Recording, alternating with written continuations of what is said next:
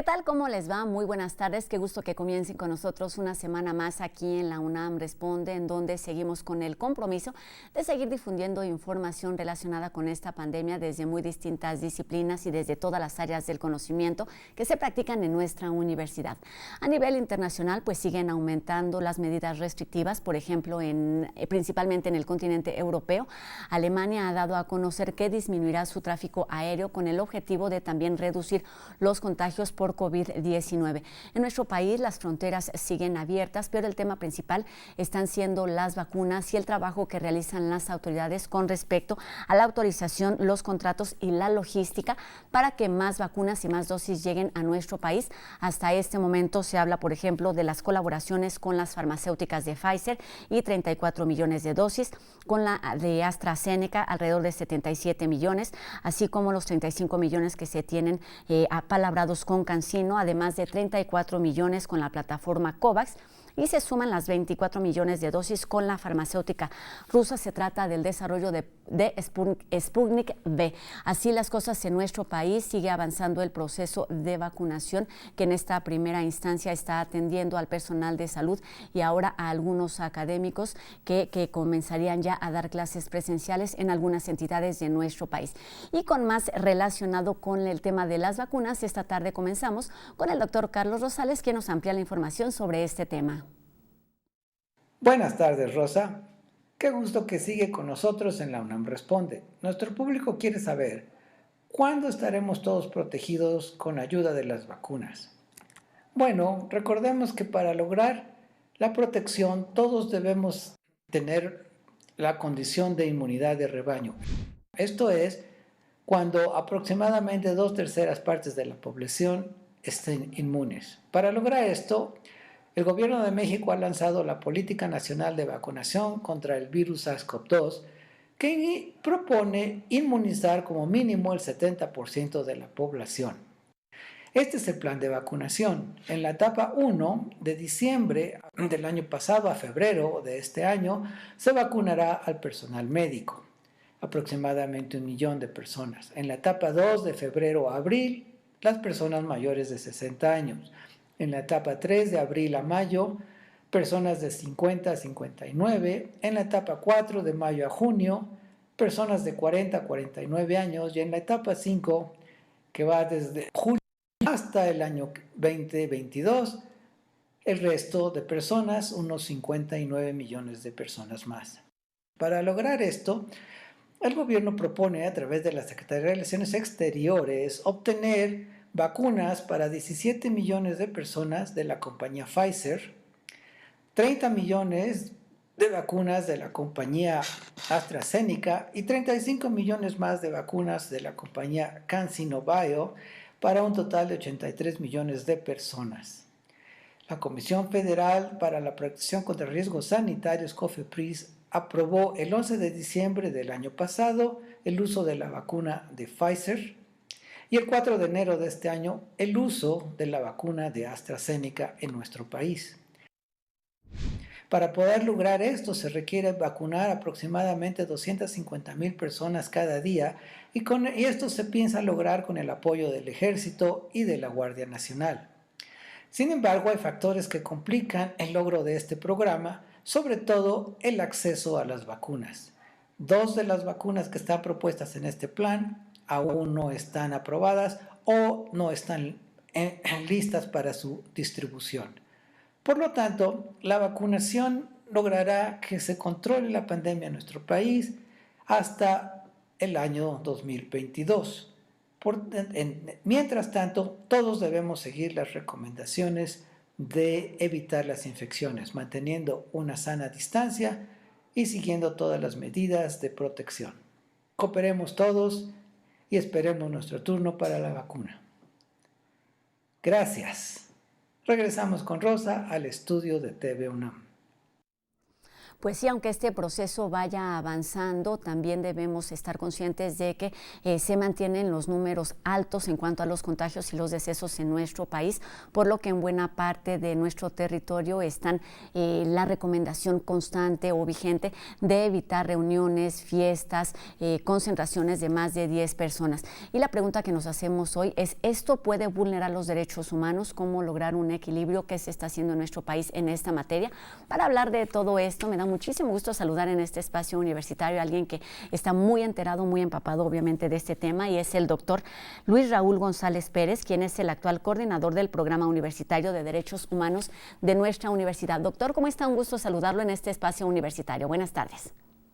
¿Qué tal? Muy buenas tardes. Me da gusto saludarle y saludar a todos sus televidentes. Es un honor para mí participar con TV UNAM.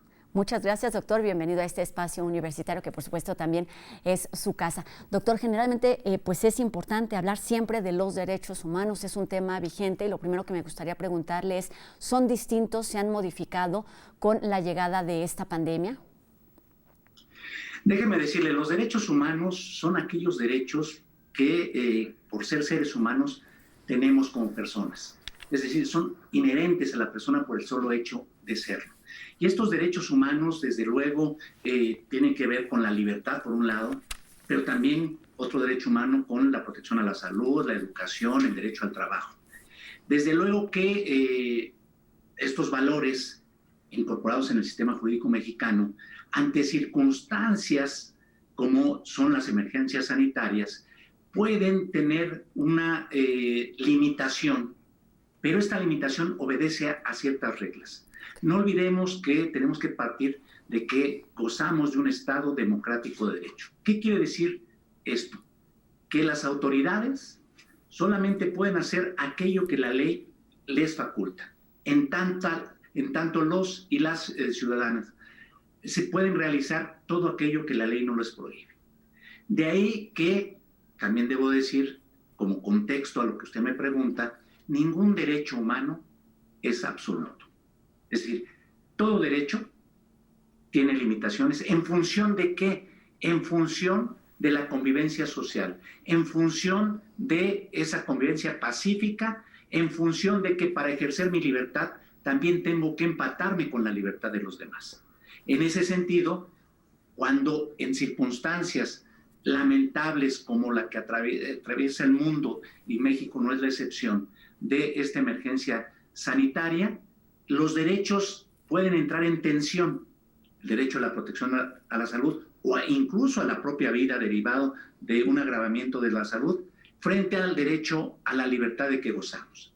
Ahí tiene que haber una ponderación de derechos. Pero lo más importante es que el ordenamiento jurídico tiene que prever esas circunstancias.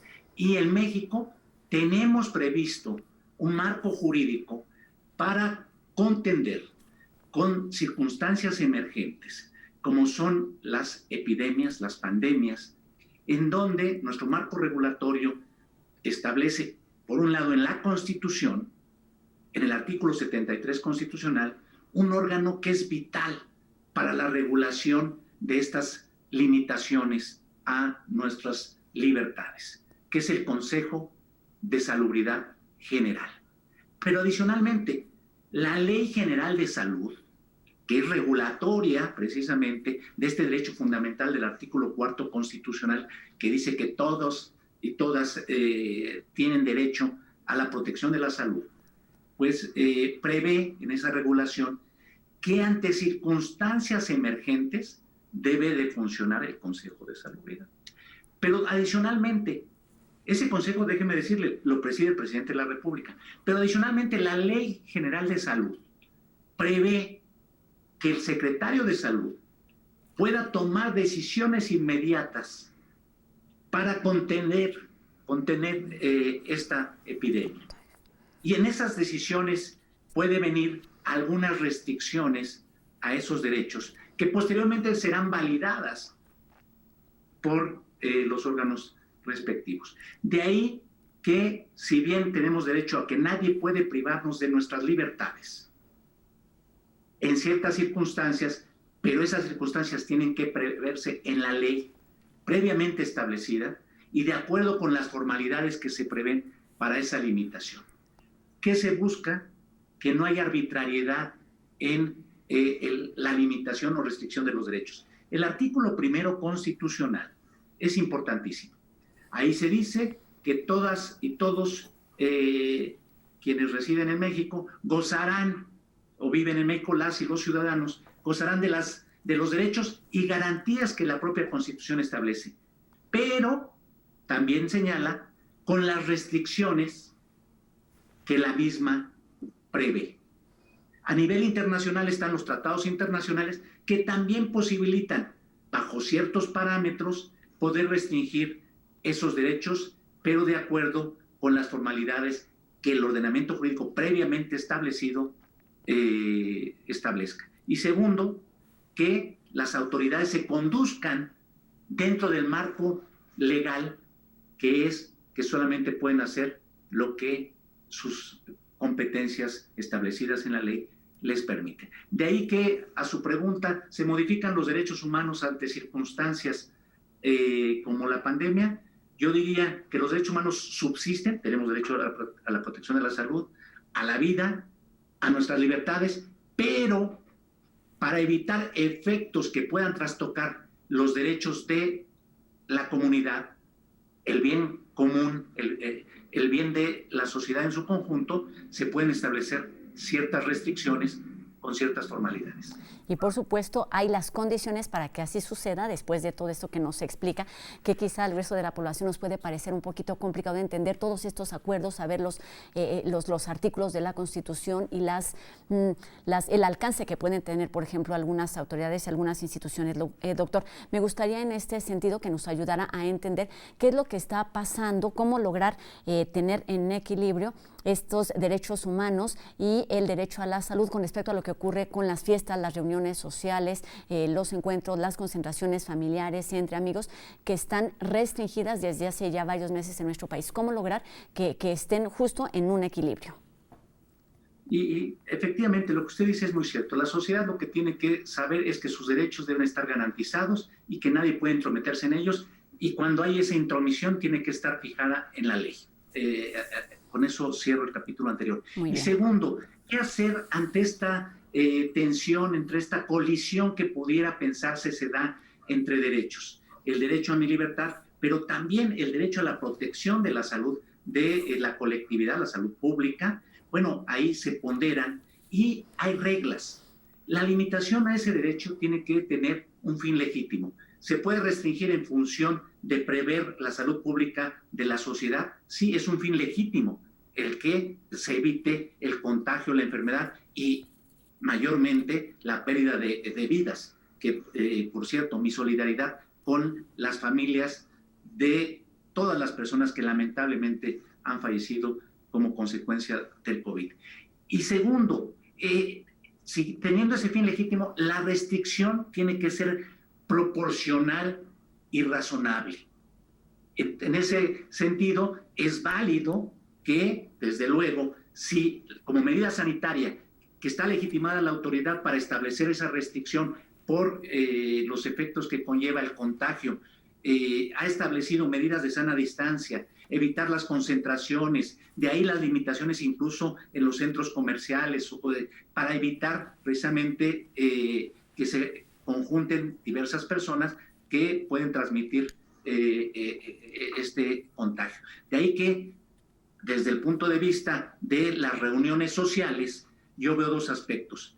La propia responsabilidad derivada de una norma que, fundamentada en un fin legítimo, que es evitar el contagio y proteger el derecho humano a la salud, la autoridad establece como infracción administrativa a quien realice concentraciones de esta magnitud sin la autorización respectiva. Y derivado de eso, en el Estado de Derecho tiene que haber las consecuencias legales para quien incumpla una disposición. Y segundo, el factor principal que yo quisiera llamar la atención, también la responsabilidad social, la ética y los valores que como persona tenemos. Yo no puedo ser irresponsable de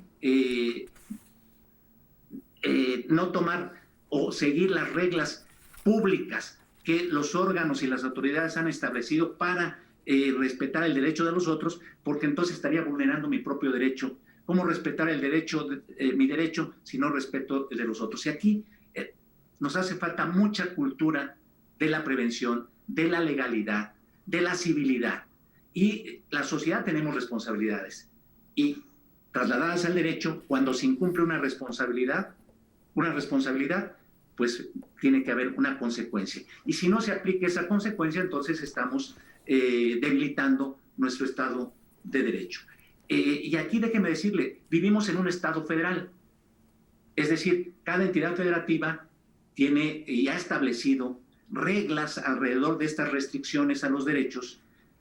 Lo ideal es que desde el Consejo de Salubridad General pudiera articularse una política general, homogénea, de acuerdo a la circunstancia geográfica que prevalezca, para precisamente generar un Estado vigoroso en el cumplimiento de algo tan terrible como lo que está atravesando la sociedad mexicana, la sociedad mundial de la pandemia. Cumplamos el derecho cumpliendo la norma. Esa restricción a mi libertad obedece a una razonabilidad. La medida es proporcional y no es definitiva y persigue un fin legítimo: preservar la salud y la vida de los demás. No busquemos que crezca. De por sí ya estamos en niveles altísimos de personas fallecidas y de contagio.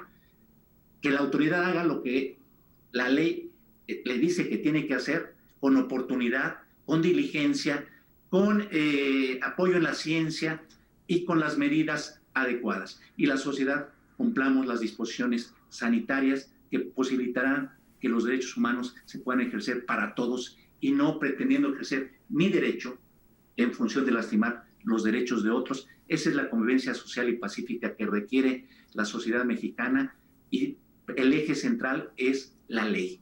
Busquemos todos cumplir la ley. Generemos esa cultura de la legalidad para el bienestar común.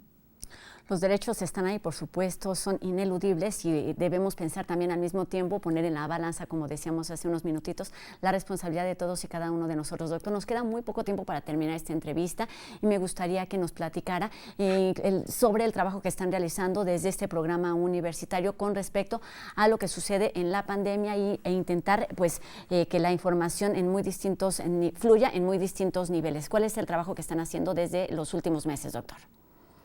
Importante, por ejemplo, es la divulgación de los derechos humanos, y respondiendo a sus preguntas anteriores, tiene que ver con lo que ahorita me pregunta, es precisamente generando una cultura hacia la población de cuáles son sus derechos en circunstancias de pandemia.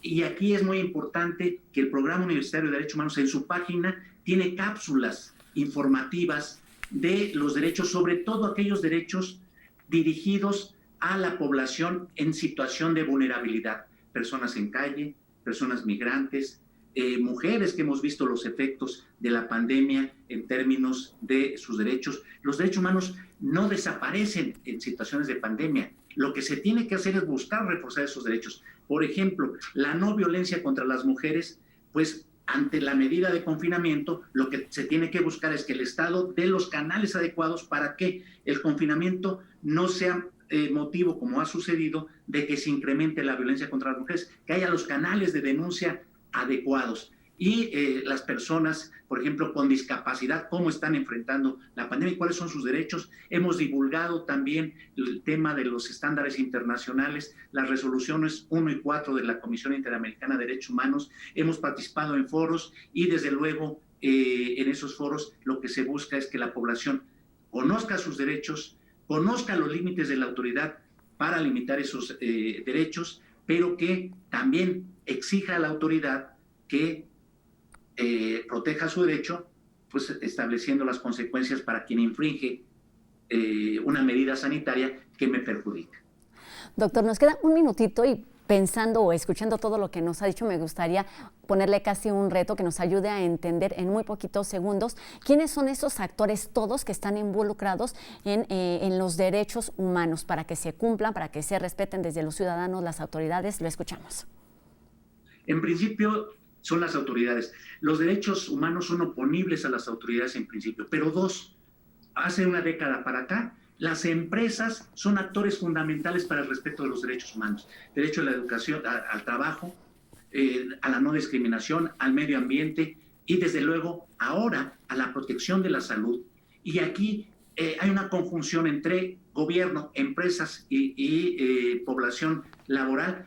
Ojalá, por ejemplo, se diera la política de un ingreso vital suficiente, por lo menos transitorio, para quienes han perdido el empleo, en una articulación empresas, gobierno y sociedad. Dos, las empresas hoy tienen que cumplir con la ley en el derecho al teletrabajo.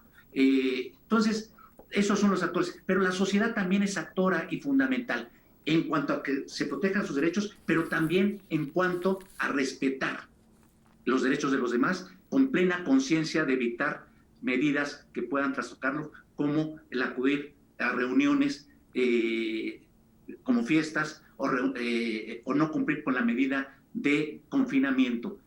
Hay que salir solamente a aquellas actividades esenciales, lo ha dicho la autoridad, y con las medidas de protección. Y todos debemos generar conciencia, sociedad, empresas, el sector privado, social y sobre todo los gobiernos federal, estatal y municipal. Doctor, pues cumplió el reto de explicarnos en muy pocos segundos las responsabilidades o la participación de todos y cada uno de nosotros. No hay pretexto, tenemos derechos, por supuesto, y están ahí, pero debemos ser conscientes y responsables, y tenemos pues también la obligación de hacernos de esa información que nos permite actuar responsablemente. Una alternativa, por supuesto, es la página del Programa Universitario de Derechos Humanos que ha estado apareciendo a lo largo de este programa. Le agradezco mucho al doctor Luis Raúl González Pérez, coordinador de este programa universitario, toda esta información, todos estos conceptos. La información está ahí, es nuestra responsabilidad tomarla y actuar. Doctor, muchas gracias y muy buenas tardes. A ustedes, buenas tardes. Estaremos también hablando un poquito más adelante de todos estos eventos que realiza este programa. Próximamente, el próximo 11 de febrero, estarán realizando distintas actividades. Toda la información seguramente está en la página que aparece en nuestras pantallas. Una posibilidad de acercarnos a este tema de los derechos humanos y también las restricciones. Y tenemos más información aquí en la UNAM Responde. Como todos los lunes, vamos con Anel Pérez, quien nos habla de las recomendaciones literarias en Si leo, no me encierro.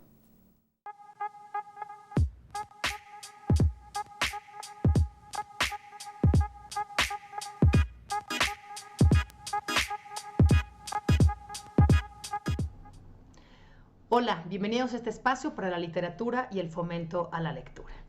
Ya abrimos la convocatoria para el Diplomado de Actualización de Literatura Hispanoamericana. Se llama Siglo XXI, Nuevas Perspectivas Temáticas y Crítica de la Narrativa Reciente.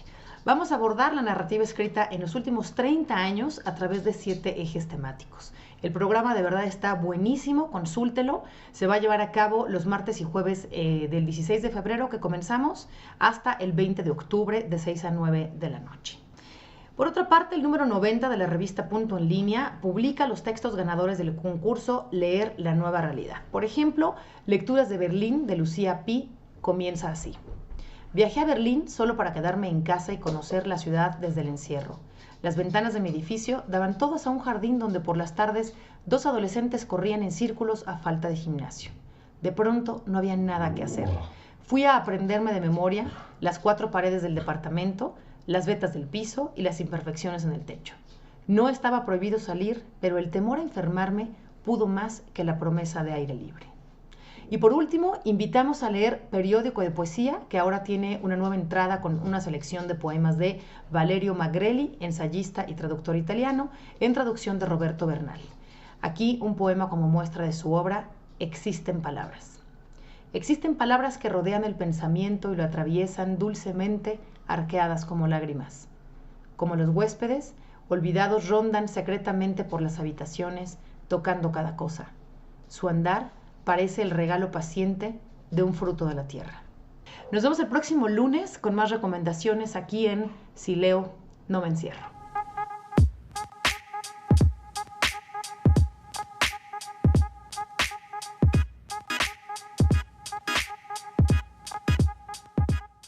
Ahí están estas recomendaciones, poesía y letras que nos acercan a otras realidades distintas, esto del encierro, cómo se vive en distintas partes del mundo. Ahí están estas opciones de literatura y pues más alternativas las podemos encontrar en la página de cultura.unam.mx. Bueno, con estas recomendaciones, con estas opciones terminamos un programa más de La UNAM Responde.